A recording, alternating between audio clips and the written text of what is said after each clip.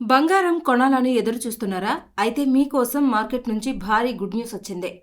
రోజురోజుకి పడిపోతున్న గోల్డ్ రేట్లు ఇప్పుడు మరోసారి దిగొచ్చాయి. మరిది కొనడానికి సరైన సమయమా? లేక ఇంకా భారీగా తగ్గబోతుందా? తాజా ధరలు, నిపుణుల అంచనాలు ఈ వీడియోలో చూద్దాం. తెలుగు రాష్ట్రాల్లో బంగారం కొనుగోలు చేయాలనుకునే వారికి ప్రస్తుతం ఊరట కలిగించే పరిస్థితులు కనిపిస్తున్నాయి. గత కొద్ది రోజులుగా పసిడి ధరలు వరుసగా తగ్గుతుండటంతో మార్కెట్లో కొనుగోలు ఆసక్తి మళ్లీ పెరుగుతోంది. ఇటీవల వరకు బంగారం ధరలు రికార్డు స్థాయిలను తాకడంతో చాలా మంది కొనుగోలును వాయిదా వేసుకుంటున్నారు.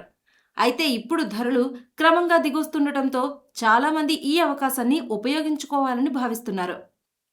హైదరాబాద్ మార్కెట్లో నేటి ధరలు చూస్తే 24 క్యారెట్ల బంగారం 10 గ్రాములపై రూ. 1,040 తగ్గి రూ. 1,51,690కి చేరుకుంది.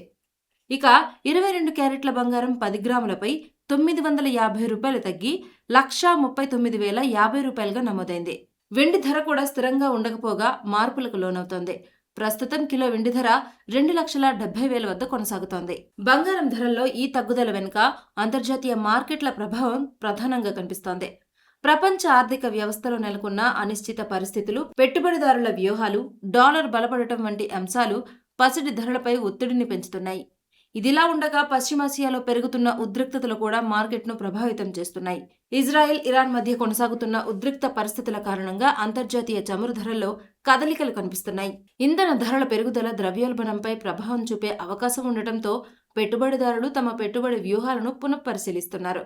మార్కెట్ విశ్లేషకుల అభిప్రాయం ప్రకారం ప్రస్తుత పరిస్థితులు కొనసాగితే బంగారం ధరల్లో మరికొంత తగ్గుదల కనిపించొచ్చు.